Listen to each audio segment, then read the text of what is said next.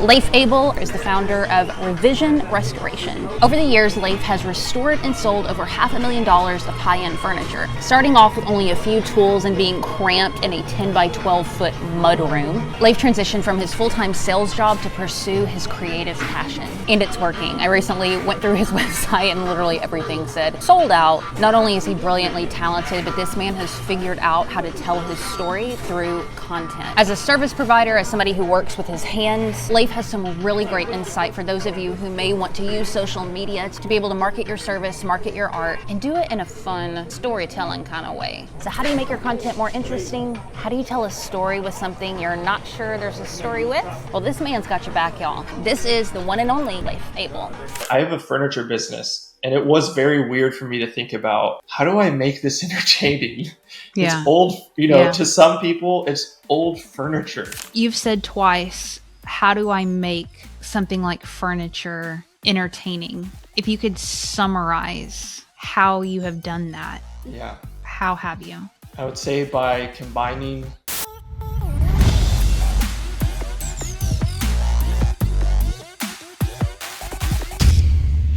Leif Abel with us today, who is making some really interesting content on the internet, and not content like a lot of the people who run in my circle make about their coaching programs or their courses or teaching other creators. You restore furniture and have high-end furniture that you sell, and you do very, very well at. You're incredibly talented. I was going through your website this morning and everything was like sold out, sold out, sold out, sold out, which was really cool to see.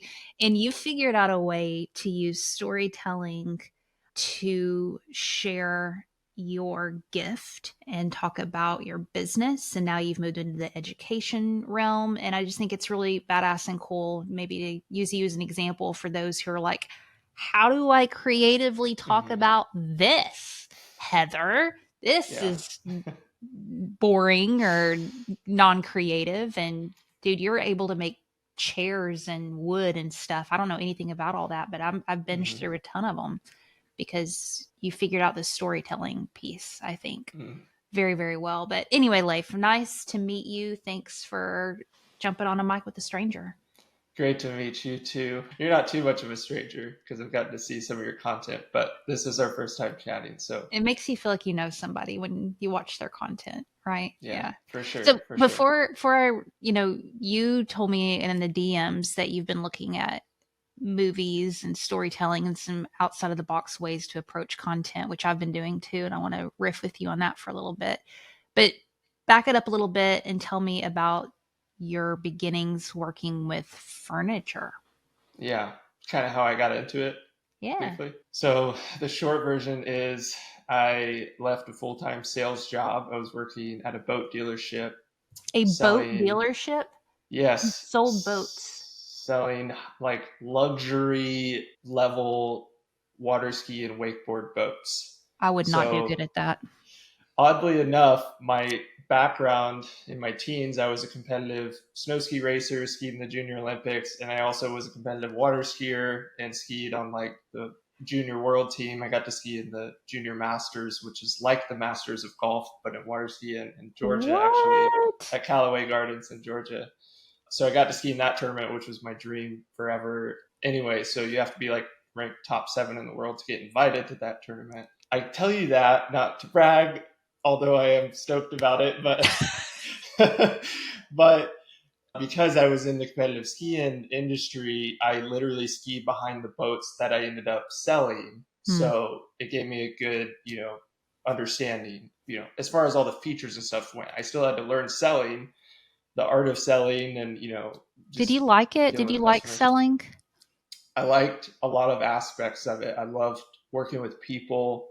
I'm all about the customer experience. I'm like super empath, so I feel what other people feel. I see how they see it oftentimes. Yeah, that really makes a difference, like when you're listening and kind of watching how people are reacting to things. I've never heard someone say tie selling and empathy together, because I work with a lot of empathic people and they revolt against selling because they feel like it isn't empathetic and Yeah. you're trying to get over something on someone. So not to go too much on a side trail, but that's No, really yeah. interesting, Leif. Like, how do you conceptualize empathy with selling? I think there was a lot of sales training tapes I listened to while I was at that job by a guy named Glenn Roller.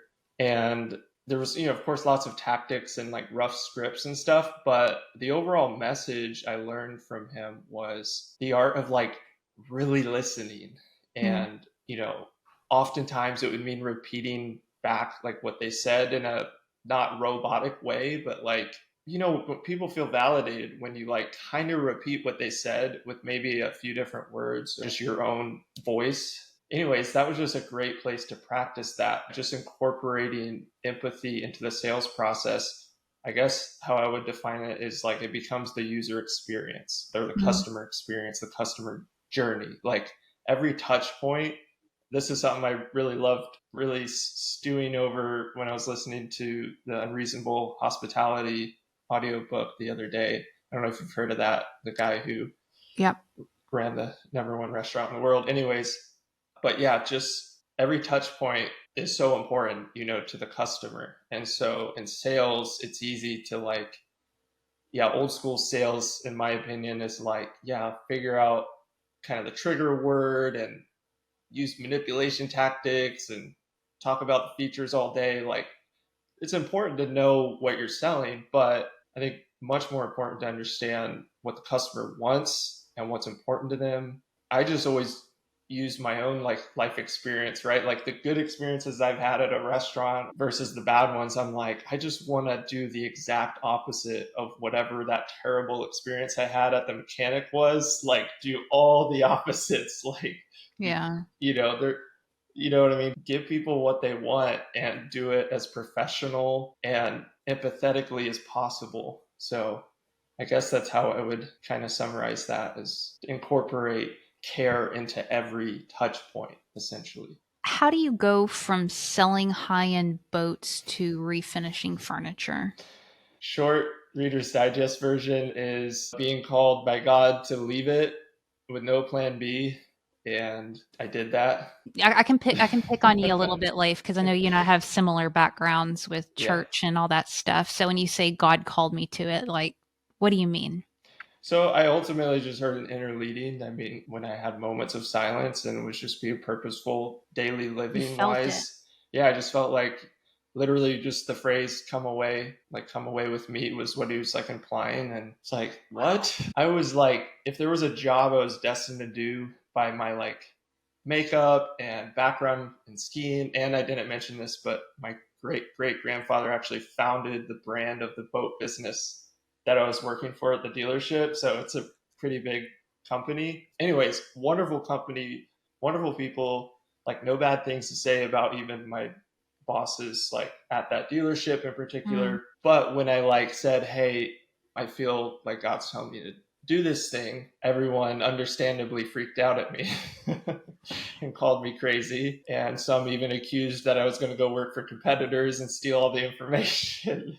And I just was like, no, like I just told them straight up, like I feel like it's what God's calling me to do. And they're like, but you have a child, 2 children, you have a wife, what are you going to go do? I'm like, I don't know yet. And like I gave him a decently long notice, like tried to not leave right away. Like it was kind of, I think, a couple month transition, but still had no plan. And so I tried a couple entrepreneurial ideas, graphic design, music. I used play music and stuff, so I was teaching music some. Then one day I just stumbled upon a conversation with my mom, and she was like, what do you think about flipping furniture? And at that time, the whole like DIY, Joanna Gaines, shabby chic, farmhouse, like that was just like at peak, just like blowing up. So I was like, I wonder if I could do that, like refinishing pieces. And funny enough, I probably should share this because it was kind of, I think, a good omen or a wink from the big man upstairs. But a few months before I left the full-time sales job, I actually did refinish this coffee table in our house, posted it on Facebook, and one of my friends was at Lowe's corporate in their marketing department. So he happened to reach out to me. He's like, Leif, did you happen to buy a lot of these supplies to do this coffee table transformation from Lowe's? And I said, yeah, I actually did get a lot of supplies there. He's like, cool, can you send me the list? And do you mind if I share something on our social media about it? I'm like, no, go ahead. Wow. A few weeks goes by, And again, this is while I'm still working at full-time boat sales.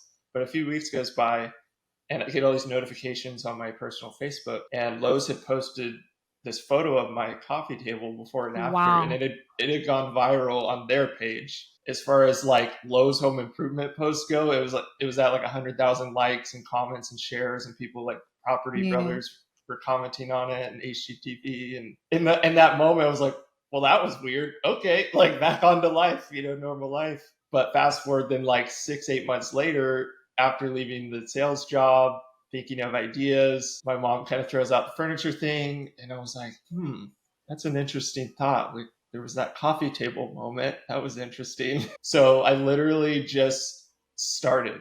And this is like such a lesson for social media, right? Content creators. It's like, you do literally just have to start. Like you're not going to be a master, And so I just bought the first dresser I found off Craigslist that looked like it had decent bones, good quality, but it needed work. Bought it for like $50, brought it home. And I just started learning as much as I could about refinishing. And I started going to local woodworking stores and just bugging the crap out of the best like finishers who worked there. And like, so how do we apply this, type over this? And what's the best way to clean that? And I mean, I went all in. It was so hard. The first year, especially, like burned through our savings in like a month, started racking up credit card debt. Yeah, like no funding, no trust fund, no crazy stuff like that. And so it just was a grind from the ground up. And then I landed this restoration job where I refinished like nearly 1,000 pieces for this guy who owned all these nursing homes. So warehouse full of like 1,000 pieces I did over the course of like 3 months. So that was a massive crash course on refinishing and touch-up methods. So I really learned to dial in a lot of skills with those 1,000 pieces, using lacquers and toners. Your hands, 1,000 pieces. Yeah, I did subcontract probably like 100, maybe 50 to 100 at some point. Hired a guy, but then I realized I can do it. It's just going to take a little while. So yeah. Couple things I want to touch on before we transition into your approach to content and how you're uniquely positioning yourself out there. You said the thing about Lowe's popping, and it was like 6-8 months later, you're like, oh yeah. I was talking this morning to Bayu Chu, content creator, and she was saying something similar where she said that there was something that was working, but it seemed so obvious and something that was just kind of a talent she had, and she didn't really think anything of it. And it took her a long time to realize that what she was just kind of naturally good at was a big deal for some people. And I'm curious with the furniture piece, was it that you didn't know if you enjoyed it, or did you not realize that you were good? Because if it pops on Lowe's, most people would be like, yo, I'm going into business. But it took you like 8 months, and your mom had to remind you. Did you disregard that you were talented in woodwork or finishing? I don't know the terminology. You didn't recognize it at first. Yeah, I didn't. But yeah, to bring clarity to this, refinishing really is an art, and I'm a perfectionist. So that's, I think, the greatest like asset to have as a restorer, refinisher. Yeah, I mean, they're kind of interchangeable terms. So, but yeah, anytime you're like restoring a piece of furniture, there's just a lot of details. There's a lot of techniques, and there's a lot of different materials to use. And so I just, again, by going all in, like I just never stopped learning. And even to this day, I'm researching products and labels and product safety data sheets on what's all in this chemical concoction, and what's in that one, and how is the acetone going to react with this, and yada yada. And so like, yeah, so I definitely would not say I was naturally good at woodworking or restoration. No, not at all. I just will say my perfectionism came in very handy when it came to restoration and woodwork type stuff. How do you keep perfectionism as you operating in your gift versus it being something that cripples you? I would say I've learned more how to do that now than early on. Early on was just really frustrating. I mean, I was dropping F-bombs left and right in my tiny 10 by 12-foot mud room in our house, trying to walk around pieces without bumping into like a fresh coat of paint. I did start paint, like my first few months, I was painting stuff, and then I learned more about restoration and bringing pieces back to the original. Anyways, yeah, like I did get lost. I got lost in the perfectionism, starting out totally, and just learn to chill out, learn to appreciate. I mean, there's so much around restoration that doesn't meet the eye. There's a topic of patina. So when you're dealing with, older pieces, especially if they're a really rare design by a very sought after designer of the past, sometimes you want to leave it as original as possible. Like, and sometimes literally don't even touch it.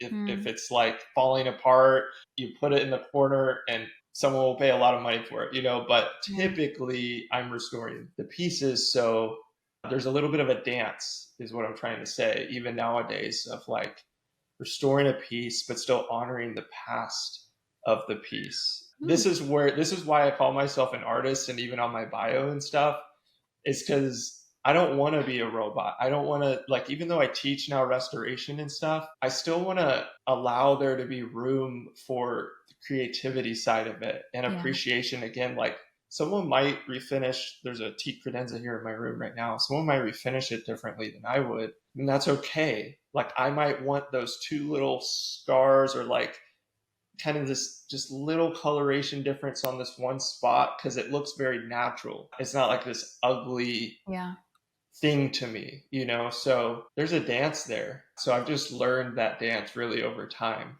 and slowly learned to balance my perfectionist and the artist in me, those two things. So yeah, and then just trying to build a brand around that too. I want to get back to the point where you said you burned through the savings. It's like a year or whatever. You have a family. Man, I feel that. I'm glad I'm older pursuing what I'm pursuing, but also too, sometimes I feel envy for people who are like 20 with no responsibilities. Cause I'm like, I would freaking eat ramen and lay on the floor and work every day and kill it. I still have those thoughts. Yeah. I mean, which isn't true because there's a maturity now. And I mean, there's a gift here now, but I'm just curious because most of the folks who listen to this show, they're our age, they have family, they have responsibility. And I love that you said, God said, like, come with me, come away with me. Cause I feel that in my bones. I've felt that. And I know I'm on my path, but when dollars aren't coming in or you're not seeing traction and there are other people depending on you, there's another level of mindset and grit that has to come in where you're probably, and tell me if I'm off, but like asking yourself, am I crazy and irresponsible? Yeah. Or is this faith and going to turn out? So did you just know during that time? Like walk me through that. Yeah. After I left the sales job and was just about to start buying furniture, one of the other words that came to me was exactly like you were just saying. I was wrestling, like, what do I do? I feel like an idiot. Everyone thinks I'm an idiot. I understand that, but I feel like I'm supposed to just keep stepping out. And I finally, felt like I heard from the Father, just him say, like, listen, man, it actually doesn't really matter what you do. And when I heard that, I was like, wow, crap. I was like, are you serious? Like, no way. And, not in the literal sense, probably in terms of like, yeah, don't go freaking start doing the worst stuff in the world. But just like, he meant like vocationally, like, go buy a piece of furniture, go do the music thing, go start the graphic design, and don't stop. When he said that, like, just the weight was kind of lifted. And again, that doesn't mean the rest of the journey was sunshine and roses, It just at least gave me enough to make that first step, like to buy that first piece of furniture, having no idea what I was doing. And just because I was like trusting, I mean, I was just like, okay, if that's you, right? Like we have these conversations, like our internal meetings, like, I don't know what that voice was, but if that was you, like, I'm going to humor you and believe that and go all in. So yeah, I mean, that's so counter than the way we grew up though, and that this is one thing I've been really just trying to deconstruct. And it's kind of a romantic thing that I like the idea. It feels very safe and good and exciting and adventurous to think there is one path and one calling and destiny and all of that. And I don't know what you were taught that, but it was very like, Yeah. what is God's will? And do not miss God's will, because if you miss God's will, you will be miserable for the rest of your life. And so you're like, oh my God, should I Yeah. Yeah. become a painter or not? And I remember this guy at church. It was one of the last times I ever went to church, and I never forget it. The guy, he was laying hands on me because I came from evangelical Pentecostal. And I had this thought in my mind because I was a photographer at the time. And I was like, oh my God, should I become a photographer, or should I be a therapist, or should I become an internet entrepreneur? What should I do? And I didn't tell the guy what I was thinking. And he laid his hands on me and he goes, just pick something. God is saying, just pick something, just Wow. pick something. And it reminded me of what you're saying here. Yeah, totally. Because I think that is something former religious folks we have to really embrace, is like, we can make it in a lot of ways, and it doesn't matter, like you said. Yeah. Yeah.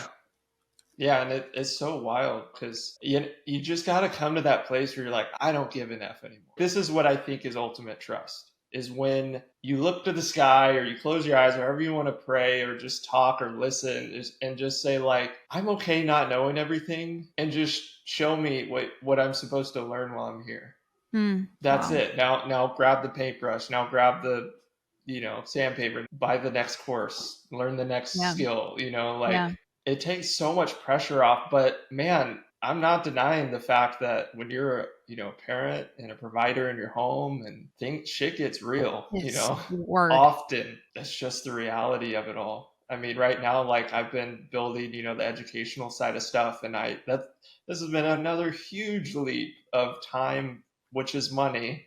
Right. Because if you're not bringing some in as an entrepreneur, it's just a ticking time bomb. You're like, oh, I have a month to live before, And so that's what I've been doing the last like 6 months with building the educational platform and smart courses. And that was just a massive, again, another leap, like partially through a mentor of mine. And again, kind of asking the Father for leading / just going for it again, like doing the next thing, like do the next thing.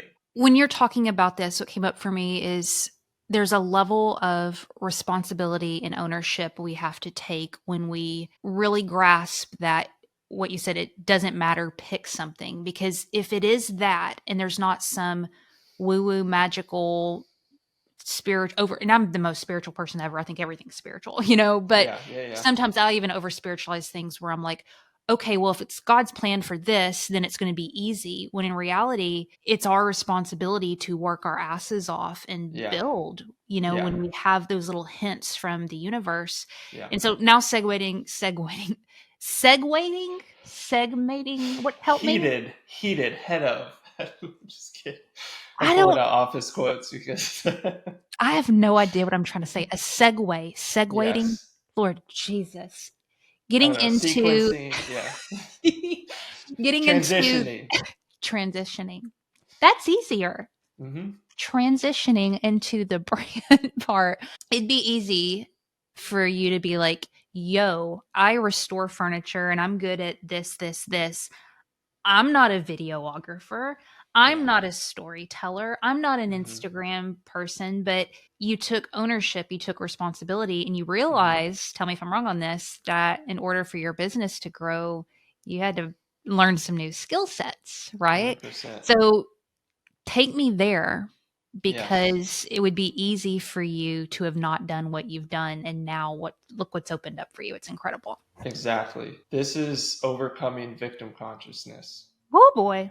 Let's go. And so, fast forward just a year ago, I had my Instagram in particular for 6 years through various strategies of like sharing other people's content and my own, and like interior design that was related to my furniture. I grew my account to around like 10 or 12,000 followers after about a year and a half back then, 7+ years ago, which I was stoked at. But then I stayed for 2 years. So like, it trickled to about 12 something. But then for 2 years, I stayed at the exact same follower count. 2 years. And so I was kind of like wrestling through that victim consciousness of like, why can't I grow, blah, blah, blah. So about, I think 8 or 9 months ago from today, last year, I got serious, I started, watching lots of just creators who talk about, right, like hook writing and like video content creation, all those kind of things. And did my own version of a 30-day challenge, which was like a 27-ish day challenge of posting once a day and putting a good bit of effort into each post. Most all the posts were short form videos. This is when I started learning the process of like, okay, posting is not just about putting everything into it, throwing a Hail Mary and saying, please God, let it go viral, which I did many times. Right. Who hasn't? It's been We all 2 weeks have. on a video and Yep. does nothing. I'm like, damn it, I'm never doing this again. Yep. But what I learned, especially in those like roughly 30 days of like just posting, and I was trying all kinds of ideas, humor, with my furniture, non-humor, as entertaining as possible, time-lapse transformations as possible, and then like just weird, just true stuff that was my own ideas, never saw it before. And then guess what? After 30 days, I finally got in the rhythm of like, oh, this is not just about creating a post that goes huge. This is about creating lots of things and now having data to look at, right? And so then I was like, there we go. Okay. Now this wasn't easy. Now I get to talk like it was easy, but in the moment, it was grinding. I'm like, what the hell? Why did that work? Why did that not work? What? Yeah, real talk. And now I'm like, oh, it was just nice data set, to review. And these 4 things took off a little more. Nothing went viral, but like these obviously did better. And then I had to start thinking, well, what did I hate making? Yes. What did I kind of like making that they also, my audience kind of liked? And so I didn't stop experimenting from there, but I at least started getting an understanding of what worked. And so literally over the next 3-4 months after that, like 30-day craziness, I just started whittling down, niching down. And then I got into the education, which then opened up, a lot of type of content I could create. But even still, I'm like, how do I make furniture education interesting or good? And I'm also trying to brand myself as this artist. Again, it's just been a slow grind of like working out who I am, who I want to be portrayed as, and how I can help other people in the process. And so I'm kind of like, I want to be an artist who's really approachable. And what I mean by that is oftentimes like the artists who are really, really good at their craft usually don't want to talk to anybody, which I understand. Yeah. I'm similar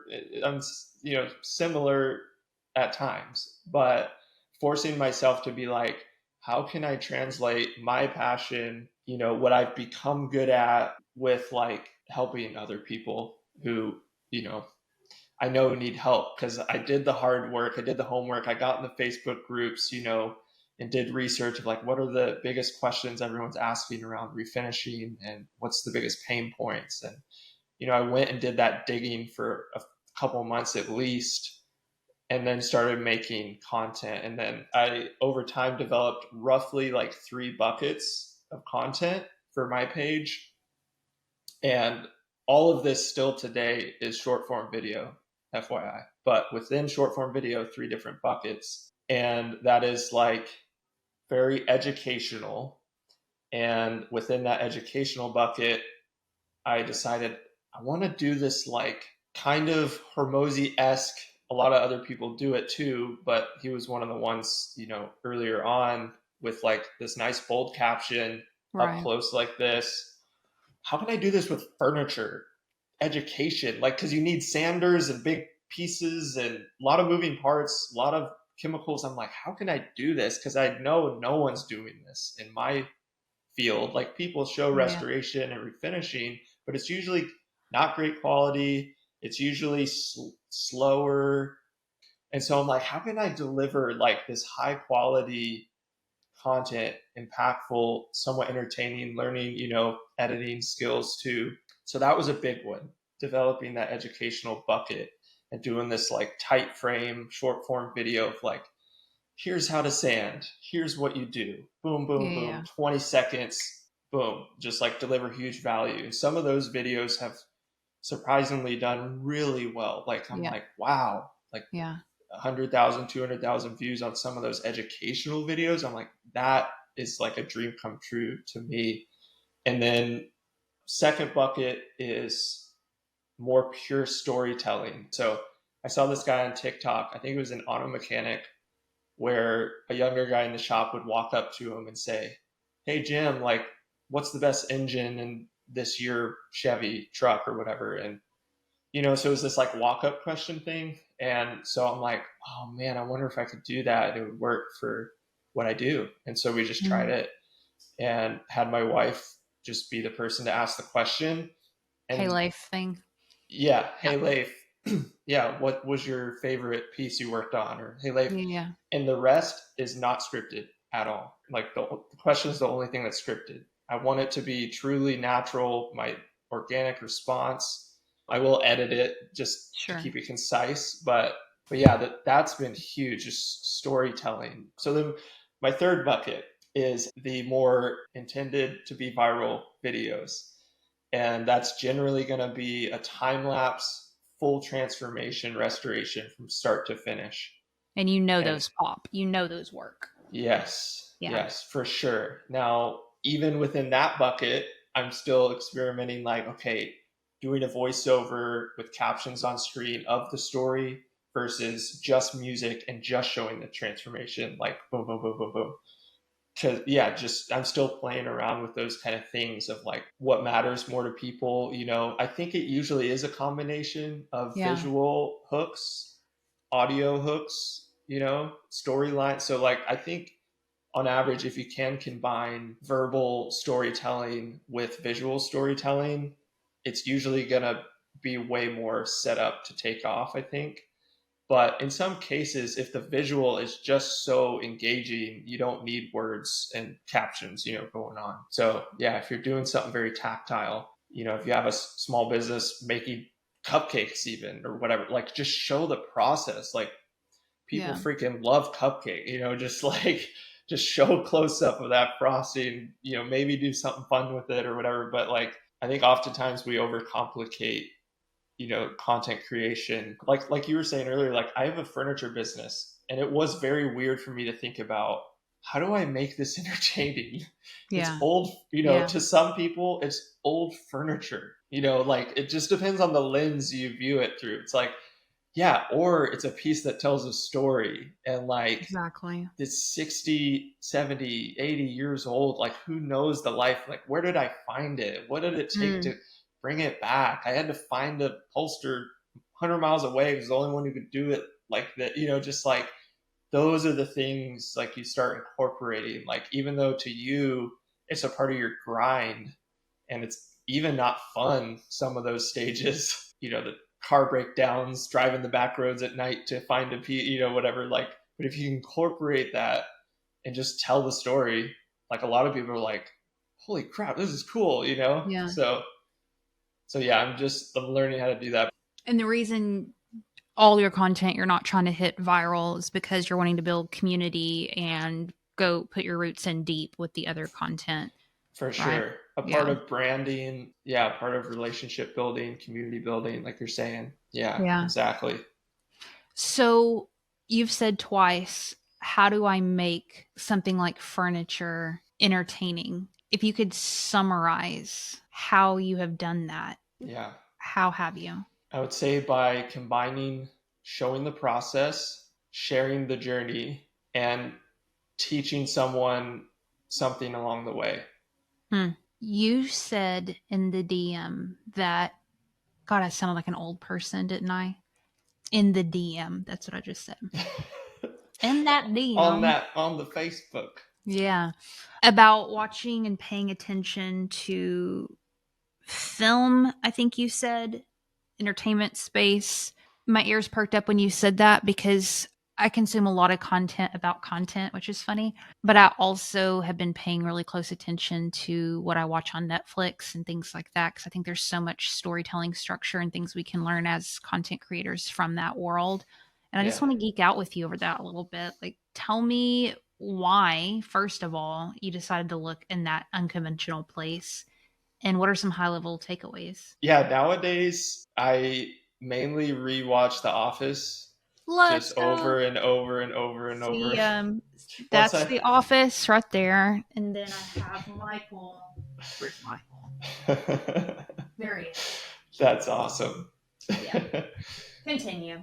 Oh man, that's so cool. So, but it is true. Like I'm being honest in saying that. Like that's my like getaway, escape, mechanism. But yeah, finding similarities like in movies and television, I wouldn't really put it on one movie or show. So off the top of my head, I wouldn't be able to give you like a specific like movie scene that I incorporated into a video, but definitely the principles, which really do apply across movies, TV, and social media, great video content, whether it's long form or short form storytelling online. So here's a great example with The Office the other day. Like, again, it's funny how this doesn't relate to me at all, but it can. And so what I mean is, like, I don't do humor on my social media, and that's very purposeful. I may incorporate it over time because I am starting to try to shift more to personal brand,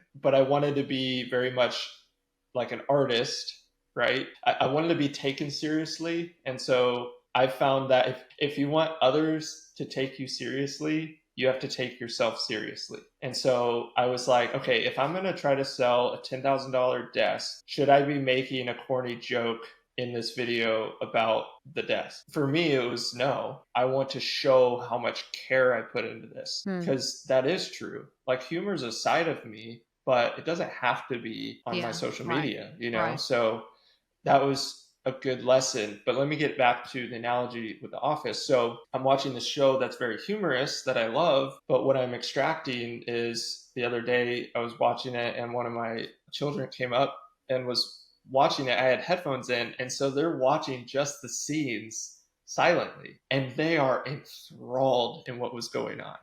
Now, it was the scene where Dwight does the fake fire for test the emergency fire situation procedure. And so a lot of action going on, but it just went to show, like, I mean, my not 10-year-old and 5-year-old were both watching over my shoulder, and they were like just glued, no audio. And I sat there and I was like, man, isn't that true? Like, if you can nail the visuals, you don't always need the audio or the story. If you nail the story or the audio, you don't always need insane visuals. But if you can combine the two and do that consistently, you're probably going to have some freaking home runs. So yeah, again, just like that's an analogy I would take away. It's just like how important intentionality is, right, to your visuals going on in the scene and the story and or audio going on. I mean, you probably know it as much as anyone, like choosing the right song for a video is so freaking crucial because it can change the feel so drastically. I remember showing my wife one of my transformation videos while I was in the midst of editing it, and I had 2 different songs picked out. And I said, I want you to watch with this song and then with this song. And one was like this very moving, classical music or whatever.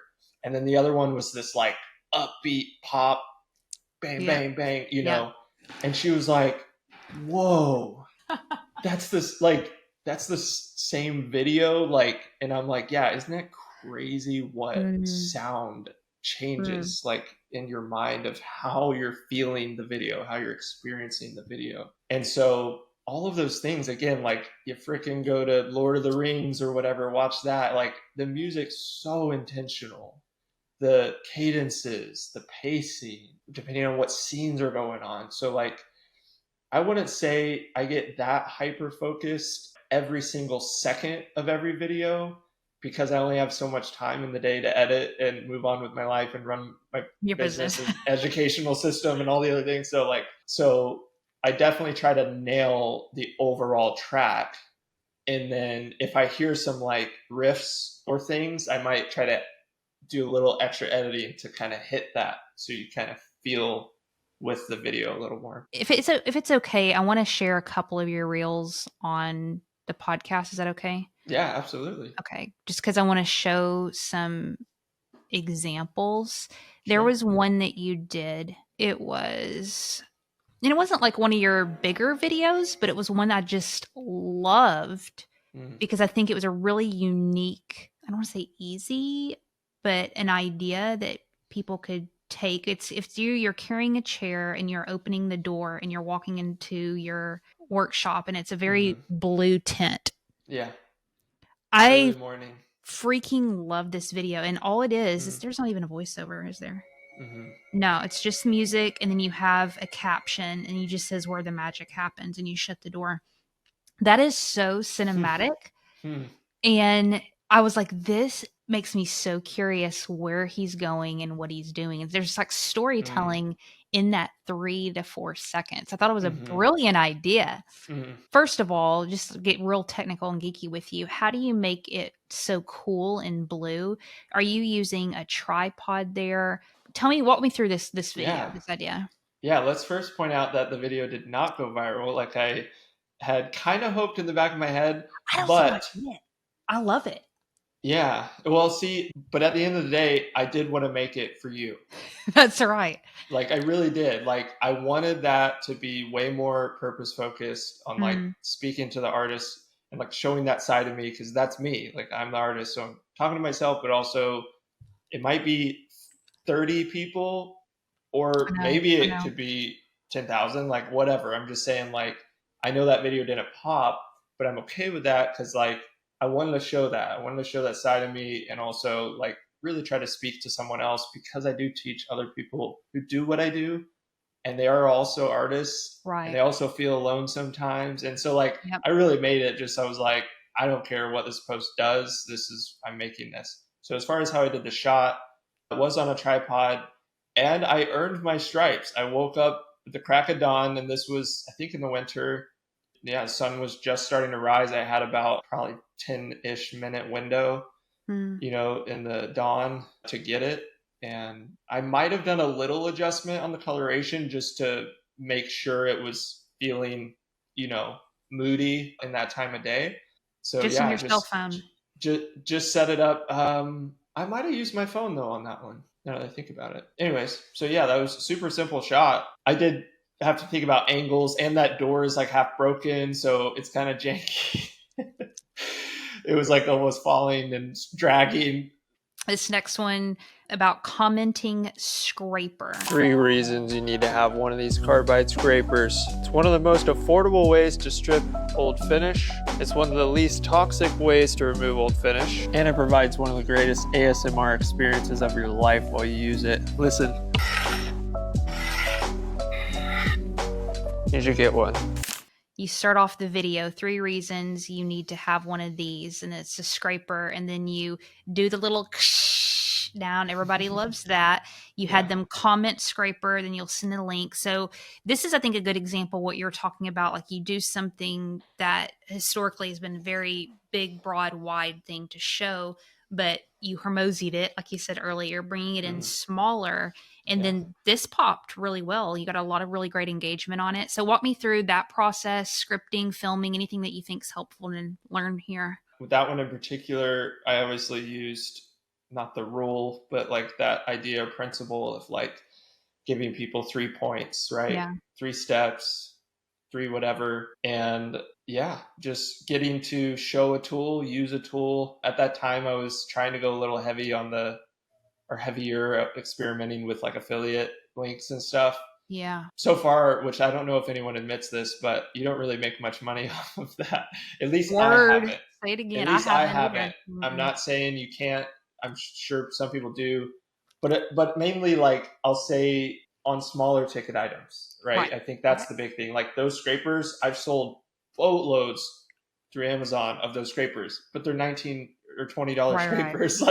You're not bringing home much, even if you sell freaking 1,000 of them, So anyways, so I was experimenting with that. I was also incorporating ManyChat at that time. I now no longer use ManyChat, but getting people to comment obviously is always a good idea. Giving a helpful tip is a good idea. And giving them the exact resource delivered straight to them is a good idea. So helpfulness across the board. And even since me determining the affiliate stuff isn't that really worth my time, I still don't care that it's not worth my time. I actually just do this to be helpful, like to literally give people the tool quick and easy. They don't have to go searching for it. And oftentimes people want to know the tool you're using, like the exact one. So that's also really helpful. Don't just say, buy a DSLR camera and your videos will look like that. No, like what camera, where did you buy it from? Did you get the right or the best price? Like, so all those things you can cover quickly by just sending them the direct, link.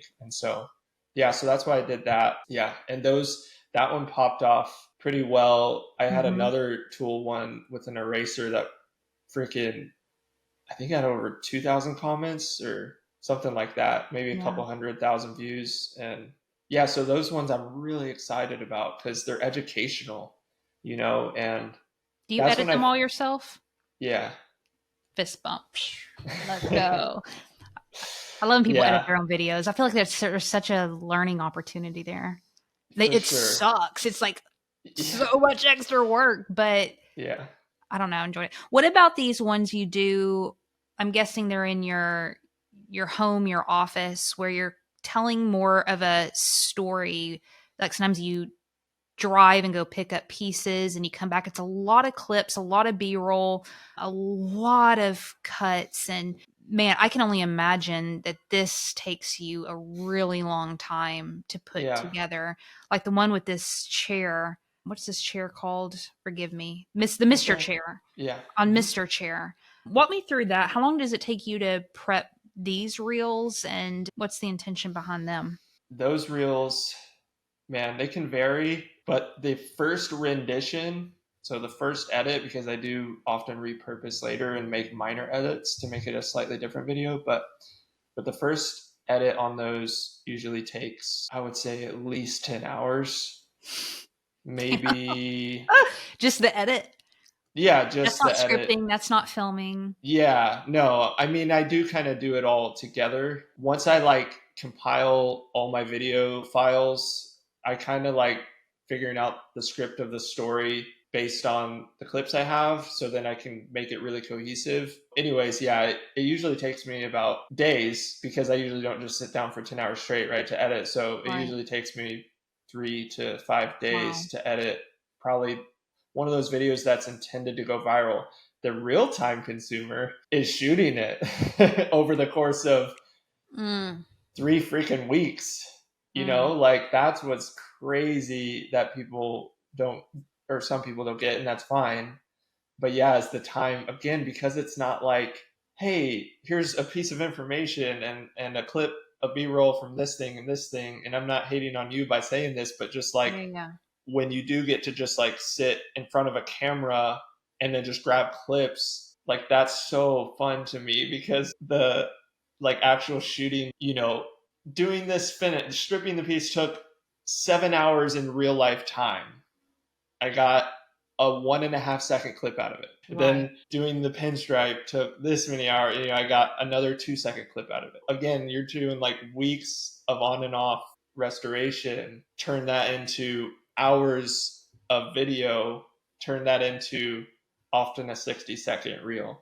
Damn. So, are you saving all those files? Do you have a library of B-roll? Yeah, thankfully I finally got wise and bought a couple external hard drives. One that's for editing off of directly to free up my computer, and then I have a larger one that stores files more long term. So what would you say to folks who are that's a lot of work, I want to pop on social and build following and all that, but I don't have the time nor interest to do all of that? So the goal is popping, growth, and you don't have the time or interest. And I have a business. I want people to go to my business, go to my landing pages, get my email opt-in, get on a call with me. I want to do all that stuff. I want to use social media as a lead gen, but I don't want to do everything you just said. Yeah. I'm going to pull a Leif/Gary V card and say, first step, Leif, is you just literally have to do the first step. You have to do the next thing that you know you need to do.